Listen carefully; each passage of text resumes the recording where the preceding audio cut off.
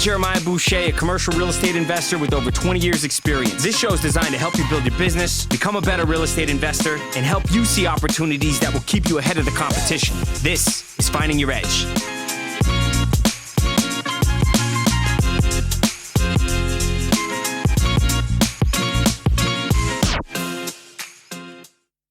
You don't have to get big to get rich. Yeah. No, it's just how much money you keep at the end of the day, and the quality of your organization. 100%. Right? So I think I really took from that, that executive team, what is important where, I want to take that on, where we really are able to evaluate not only my own perspective of what I want for the company, but someone else's perspective as well. So we're going to do a big annual event this year. Like, I'm excited in LA, where we're going to fly out the whole team, 25 different people from finance, operations, acquisitions, marketing, the whole deal, film it all, have breakout sessions, have everybody, where we get away for just 2 days, one day with the chill, get to know each other, and then one full day of really going hard on retreat. We do our breakouts, our retreat, and then me dictating, okay, I have a lot of clarity now after doing, the planner gets slaughtered in the 4-day MBA, and just having a couple templates where I can really get clear. I want to share that with the group, because what's it matter if it's all in my head, and then breaking it down. So we have a dashboard, we have measurable things, measurable metrics, that these are the critical drivers of the business, where if I know my guys are making, at least 10 offers a week, and we're making 400 calls, and we're sending out a couple thousand mailers every quarter, back to the fundamentals, but then, scaling it and measuring it. So I want to really, I'm hoping, I'll let you guys know how this goes, but I think it's worth the investment. Because at this stage, it's really about team. And then really what we got to do, I believe as executives, is pushing, not pushing our team. It's more about, like, Tim, thank God Tim's here, because he connects more with the team than I do. But I think it's about aligning incentives, sharing the vision, and really, really helping get their skills, maximizing their skills. Because I'm starting to learn, just like we talked about the Belichick way, with the Patriots, finding the right player for the right position in your system. And for me, until I've been able to work with Tim and actually understand the day-to-day where he deals with every single employee at every single position, managing and quantifying it, now I know where there's the gaps, because now we're hiring better. I mean, the game is hiring talent. Yeah. And I'm not even about to go cheap or be cheap on buying talent. So right now, our biggest investment, buy great talent, have great systems in place so we can put people that have those skills in that role so they can really maximize their own edge. Yeah. I would add on to that and just say, just going back to your Patriots, because as a Dolphin fan, I hate talking about Belichick, but one thing he said back in 2000, and when he let Lawyer Malloy go, which was the heart of your defense, and they asked him, and they wanted his head on a stick in Boston, and he said, look, we are building a team. We're not here to accumulate talent. So talent's very, very important, but culture supersedes talent, and I'm dealing with it right now. I got a very talented individual that needs to go, and that person will go.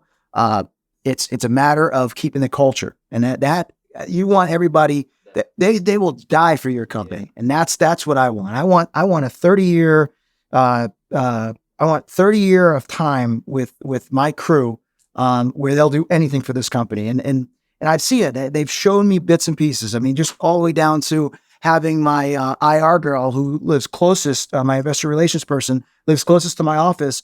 We thought we had a fire. It was just a tripped alarm. At 9:30 at night, she jumps in her car. I don't know anything about it. She goes over there, meets the fire department, tells me the next morning, like, yeah, they called. I fielded the call and I took care of it. I'm like, that's going above and beyond. Somebody that didn't say, this isn't my job.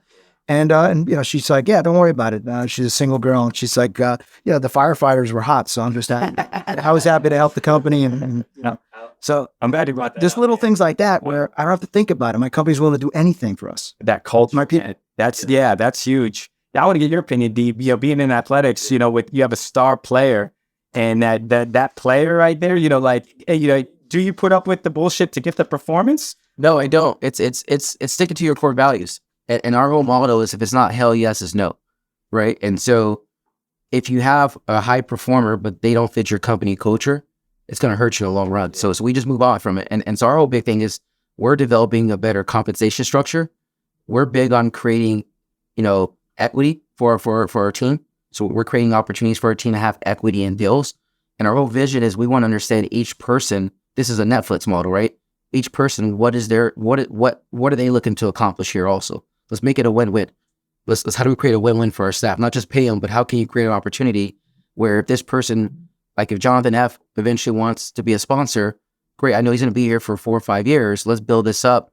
Let's create the vehicle so he can be his own sponsor, because otherwise he's going to cut us short along the way.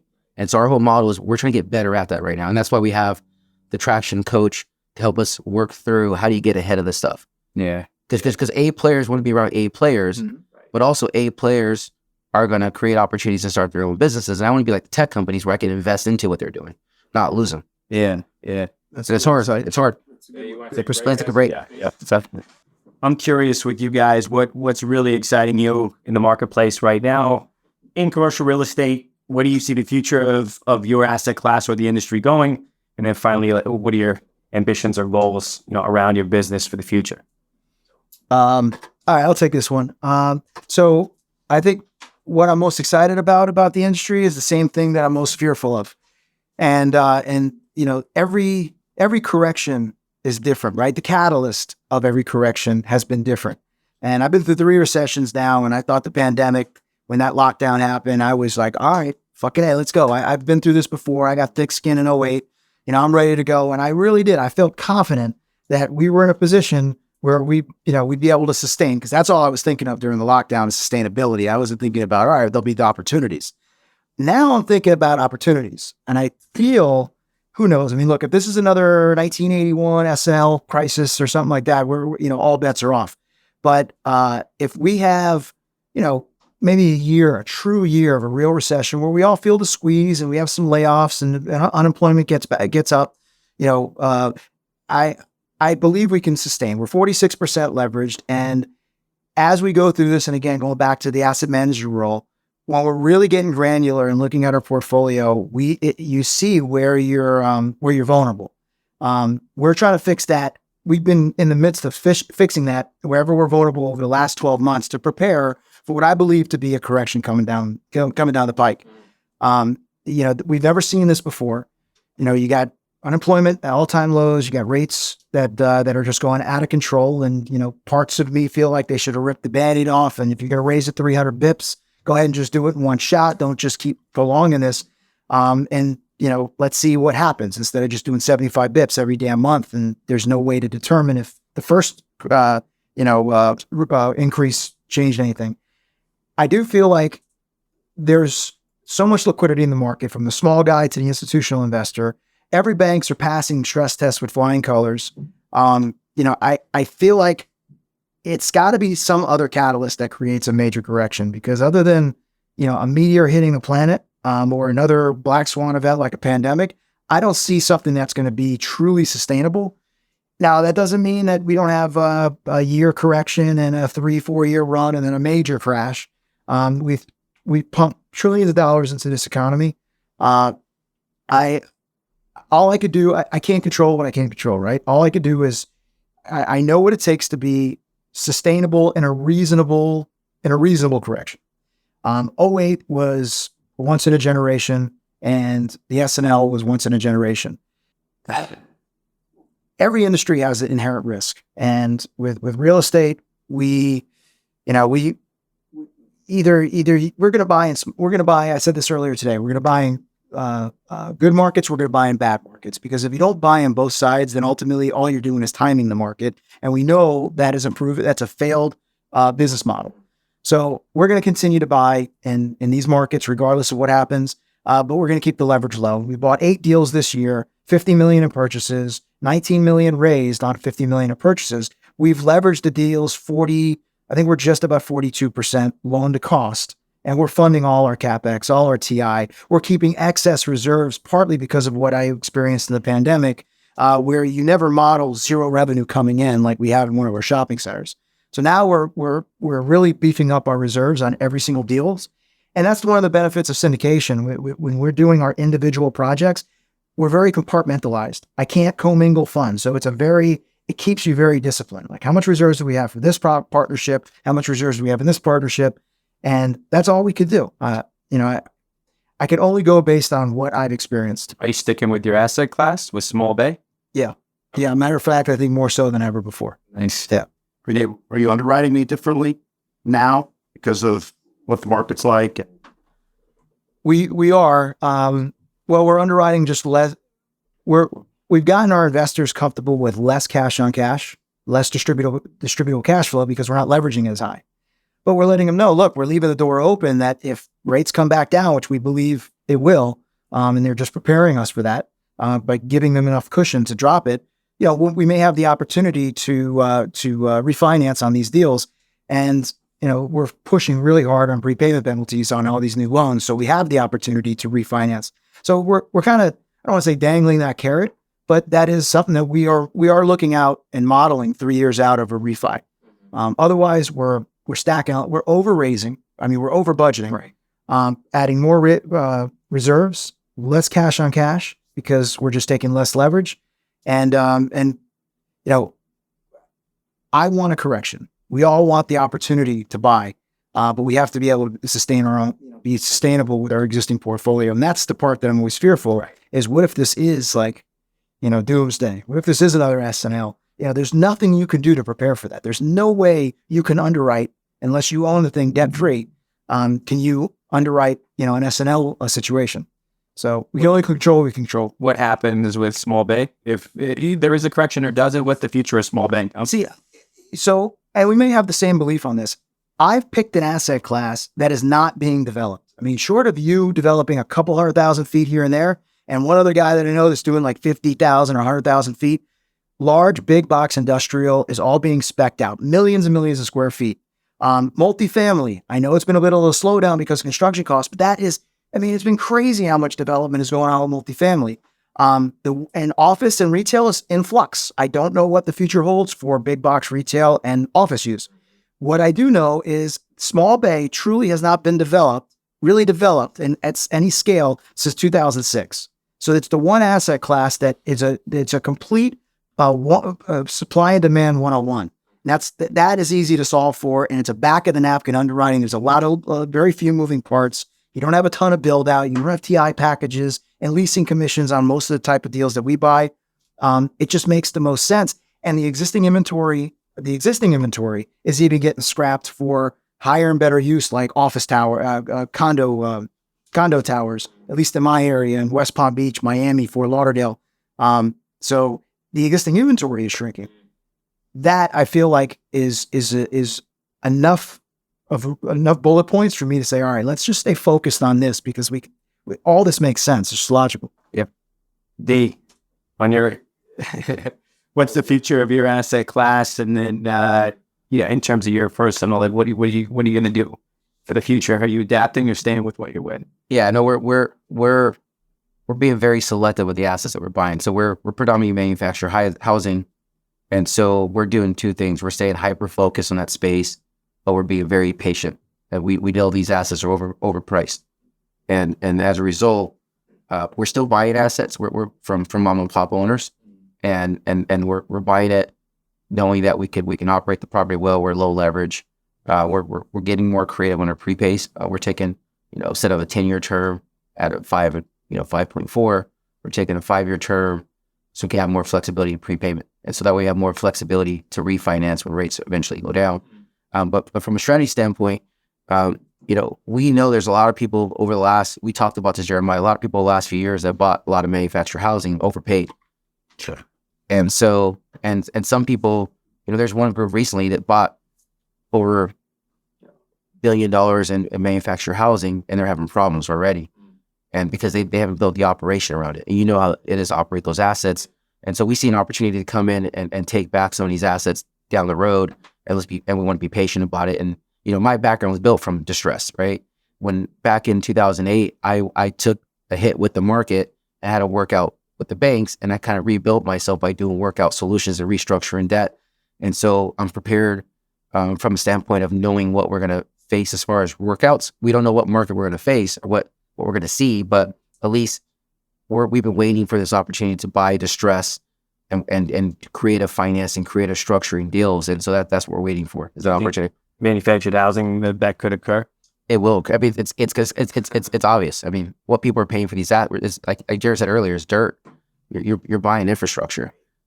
We're just being more selective of where we buy the infrastructure and where it's located and the quality of the asset. And then we immediately get rid of residents that don't fit our model. So we take out of the residents that are combative or difficult. So our whole concept is let's get rid of everyone who don't fit our culture and core values. And therefore we have a community that we can actually work with. And we can now operate. We know how to extract value, but right now we're slow. We're buying 2 assets, but that's pretty much it for the rest of the year. And we're going to be patient about it. The second area we're going to develop, which plays into the opportunities that my background creates, is hotel conversions. And so we currently have 2 right now, and we see it as a path of affordable housing, convert into multifamily. There's a lot of subsidy to go along with that. And so the challenge with manufactured housing is there's no subsidy for us. Even though it's the most affordable housing out there, there's no subsidies. And so we're looking at it and say, how can we get back to a space where we can tap into all these resources and buy units at 25, 30% of the value of what you have to build it for, right? And then you could then take additional subsidy, remodel these units, and operate, with your rents a lot lower than the competition. And so we see a space to scale there, and we're going to develop a whole brand. It's not going to be Elevate; it's going to be a different brand within our company. And we're going to scale. We see opportunity to scale in that space, and we're doing our first 2 right now, and it's doing very well. And would these be public-private partnerships? Yes. Wow. So working closely with a few organizations in Boise and on a third deal, and it's just these are opportunities where I see that you continue to buy, because you're gonna have distressed motel operators selling properties. We're buying them far less than the value of the asset, replacement cost, and also what in Boise, if a multifamily sells for $200,000 a unit, we're buying for $70,000 a unit, and we can actually invest $20,000 into the unit, and so we're playing that game, and we see the opportunity to scale in that space. I love that. And how many units are you seeing? I mean, I'm envisioning these old school motels on the side of the road with catwalks where you can only get maybe 80 keys, 70. Yeah, you're gonna be selective what you're buying, but yeah, you're talking 70 to 110 keys. Okay. Damn. So all studios essentially? One bedroom, convert to 1 bedroom. Okay. If it's a motel, usually the doors on the outside, so you can convert them to a 1 bedroom. If it's a hotel and there's hallways, it's harder to convert to 1 bedroom units. But the goal is to convert motels to 1 bedroom units, which means you have to have a window with a bedroom and all that sort of stuff. Yeah. And they're just like garden style apartments. And they're great locations. Like one's right next to the Boise airport. Right. So they're great. There's some of these are in great locations. Garden City, Boise, right in the heart of where all the activities go, all the new developments going on there, and we're just picking and choosing our markets around it. So. Yeah, good market, good asset, and then an edge, a niche in the market, right? And so our model to elevate the social impact, we got to tap into these resources that are available. Yeah. Like if not us, who's going to do it, right? So let's take advantage of these resources, and that's our equity. Like for the deal near the Boise airport, our equity may be returned within 3 months, like all our equity. So we go into low leverage, then we're taking it back out right away with subsidy. And so that's where I see an opportunity to play ball. But the traditional light tech multifamily is just too complex to get into. But this is a space where we have a competitive advantage, our edge. It's awesome. So cool. Marty, starting out, what are your thoughts on the future of your career, your business, and then the industry itself? Yeah, I feel like I'm in college right now. Like I feel like you guys are the pros. Like you guys are in the pros. You guys are playing on Sunday, and I feel like I did well in high school, like residential. Like hey, did well there, figured that out. There's evidence that I have been successful in real estate, but my real goal, in the next 5 years is I want, or even sooner than that, hopefully, right, is a healthy, profitable business and right now I'm really self-employed. And I really need this to be a business, a real business, where, I can understand the language you guys are saying, truthfully. So that's where I'm at. It's just to get better, be better educated, be better at business, not just real estate. I gotten far with being the deal guy, and that's cool, but I want to be a 5-tool player. Like I want to be a guy that is well-rounded and can, build up his employees. And I'm not doing that very effectively right now. So that's where my main focus is right now. Yeah, I was impressed by the systems that you created to scale your house flipping company or your residential investing. I was impressed with what you created. What are you going to do to take that model and bring it into commercial real estate? I feel like there's been good similarities. I feel like, every owner still picks up a phone, like they still respond. So it's just finding that area that you want to, really focus in on. Right now it's, New York, Pennsylvania, Ohio. That's what we're focused on. The vertical is self-storage, and then it's get after it. And so we've had success with that residential model. We know what we're doing, talking to sellers. We know how to convert that, but now it's just, can we go and go bigger? And so that's what we're focused on, because we really believe we have a really good off-market strategy. And it's crazy that some of these bigger businesses, some of these people I've talked to, like Jeff Cook, they don't have any strategy at all for off-market. So I'm bringing these guys, like what I'm showing you, right? Like, hey, this has been working for me. And imagine if you put a little capital behind this. Imagine if you put some actual employees behind this, even if it's virtual. I think it can be a real game changer. Tim, I got to get your comments on this one. For us, I think we hope there's a correction. If there's volatility, our customers are going to be in self-storage more cost conscious. We can tighten up our unit mix. We can tighten up our prices. We're still buying with good margins. But really overall, it's for us, we think, tertiary markets, suburban markets, they're still going to do well. I think that markets that weren't expensive, but still have barriers to entry are going to do well with storage, where people that can't afford a $300,000, $400,000, $500,000 house, they're going to have to put their stuff somewhere. They can't just keep buying a bigger house. But overall, our biggest thing is lease up. Like we're going heavy in development. This is the path of progress for us. Get a low cost basis, get lean by building nice product in good markets, but we got to lease it up. So this is where the rubber hits the road, and we'll see. We're really putting our nuts out there on this one because, we don't have a predictable cash flow. So it could be a big win, but it's also a lot of risk. So that I think the industry itself overall, assets are always king. We all know that, right? There's very few opportunities, shitloads of capital chasing them. Creative capital is coming from everywhere. Private equity firms, family offices, wealthy people. I know it's tight for the average consumer, but I think a lot of money is still floating out there to chase out and grab on assets. And like you said, Jared, with the volatility of traditional commercial assets, alternative assets now are definitely a flavor of center. Yeah, front and center right now. So I'm waiting to see how it shakes out. But for, just stick with the plan, operate the business, right? Like you said, Marty, just you just get wins under your belt, do what you do best, don't deviate too far.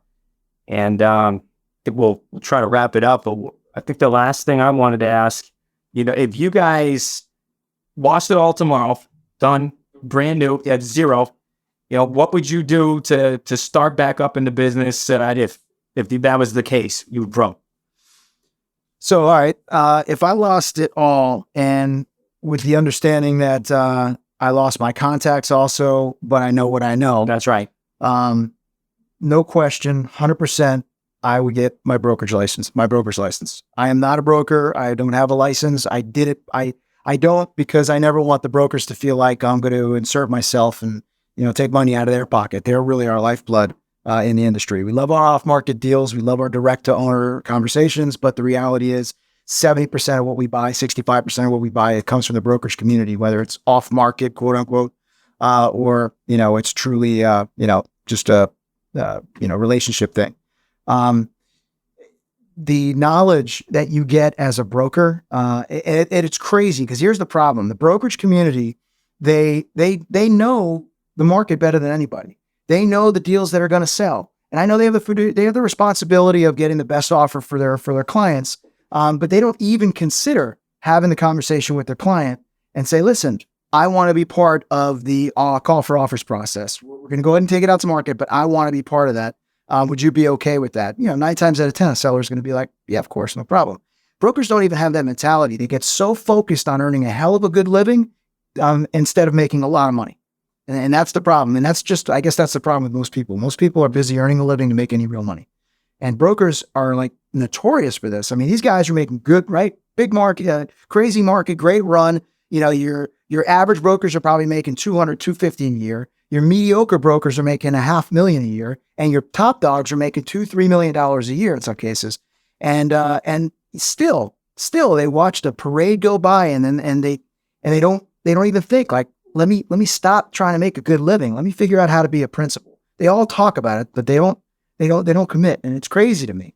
So as somebody who knows what I know, I would absolutely be a broker, get to know my market, start building my Rolodex again, and put myself in a position to capitalize when something lucky hits me in the face. Nice. Yeah, that's nice. Yeah, I like it. So I'm gonna agree with Jared. I the last crash, when I rebuilt my business, I was a broker, and that got me back into the game. And so if I had to start over again, I would become a broker also. And very similar. You see brokers, they don't invest back into their deals. My strategy would be different. I would sell properties, but also reinvest my commissions back into the deal, but also take all this talent of operations, the skill set that I have, and align myself with investors that are buy deals that I want, the asset class that I want to be in. So I would renew my license. I would start a brokerage, and be hyper focused on selling investment commercial real estate, and leverage my commissions and roll my commissions to the deal. Because we all started buying small deals, taking our profits, reinvesting. This case, we're taking our commissions, so we're staying within the industry, but we're taking our commissions, rolling it back to the deals, and also some cases, taking a larger role as a sponsor, co-GP, and building your business back up. Because in this industry, it doesn't take too many deals to get back to where you are, right? So we might take case order credit, we might not have cash, but you can do enough deals, you can find enough people that will co-sign with you, invest with you, you can rebuild. And so I support what you said. Marty? I am starting from zero. So yeah, that's why I would say this. There's two things that I'm glad I did. And for people listening, this is a cheat code. I started a podcast, and it gave me access to these guys. It gave me access to people that, I could probably get on a phone with them, but, people like to be on podcasts, and it's good for their marketing. It's good for their, social media. So I've gotten really good relationships through that. And so I'm going to continue doing that. And I believe that that's going to serve me. And I think, and I also, oh, by the way, I like doing it. And the second thing is just the mentorships, being and joining stuff like this, like Commercial Academy, and wherever you might go, you can join, different mentorships. And there's going to be people in there that are hungry and they want it. I want to be around people that are hungry and want it. And I believe if I'm around enough of these people, it should work out. And I think it has already. So yeah, it's awesome, man. For me, I think one-dimensional and not go back to my roots. I mean, it's a different market, right? But I think you got to build your list. Like just what the brokers are doing. I mean, I would go back to building my list, start all over again, hit those phones, make the contacts, be personable, make a connection, build trust, differentiate who's an old dog versus someone that's younger and hungry, or that's a big company, and really start to understand the patterns that this group is going to most likely sell in the next 6 months to a year. And this other group is probably not a good opportunity. And then map out the markets that I really like, knowing this is where there's positive demographics, good rents, and then go make those contacts like that. And what I would do this time is document the process, document the journey, and do that through social media, sharing with other people. This is the win for me today, was building up and understanding like this. I made a good connection with this person here. I understand this market a little bit better. It's not about the bling bling. It's about the process, right? And I'm proud. I would be proud of doing that process, and I would then align myself with another sponsor or somebody that I could trust, where I know I could get a guaranteed fee, or I could get a piece of equity, or whatever I can negotiate. That way, when I do sell myself to that person, I have no money. That I would go back and say, hey, we can deliver, we can execute, but I make sure that I work that up front and I'm aligned with that person's values. I think anyone that is hungry and wants to be in the business, that's, communication is the highest form of value creation with what we do, right? Yep. It's building everything we said today was about building trust, having integrity, having character. You guys have been in the business over a decade now because you do what you say, and over the life of it, shit shakes out, right? People know who you really are, and it's a small world, isn't the D out there in our asset class. Everybody knows everybody now. So I think if you do what you say, you do right by your partners, your sellers, you don't try to squeeze every dollar out of every single situation, you don't turn everybody off, right? That builds the long-term residual effect of this business. That's why I brought everyone here today, because I want to learn from you guys, but I also want to create this synergy where there's bigger things ahead. I mean, the good thing about not being an athlete is we can do this shit until our 80s or older, right? Yeah, that's it. And we still get to have fun and be competitive, We're not slowing down. We're speeding up. Yep. I got more energy now than I did at 25 because I got a vision, a mission. I got a team behind me. We're all fired up. So I'm sure you guys, any final thoughts that you guys want to have on today? Listen, what you said just kind of light bulb went off. You need to document this. You need to document, because it doesn't mean anything if he and I or you document, where we are right now, because we've already lost half the listening base. You documenting your transition from resi into commercial, you're right at ground zero, man. I think that's an amazing podcast, certainly for social media. I mean, I would watch every day. I wish I could do that. Like, nobody wants to hear when you're here. You want to hear when you're here and how you got there. So that's what I would do. I have something else, but it escaped me. So, First off, man, this is the time to start, right? Because you're going to see some real shit right now in the market, and this is where you're going to form and develop your focus and what you're going to do, and you're going to create. But if you buy when this thing is down, when the market goes down, you're able to ride that wave. You have a hell of a wave, and I do agree with Jared. Build in public. You have the platform, and really document it and build it in public. And if I could do it again, I would also build it public better. I was so focused on building my business and writing that I didn't share the process. And a lot of friends like, man, D, what you're doing is so dope. We look up to you. When I walk around San Diego and I see people like, man, that's Dimitri. Can we, but I'm just doing my thing, but I didn't document the process. And my business will probably be a lot further, or will be a lot further right now if I document the process. And that's something that I'm committed to, and that's why I'm here today. All right, guys. Love it.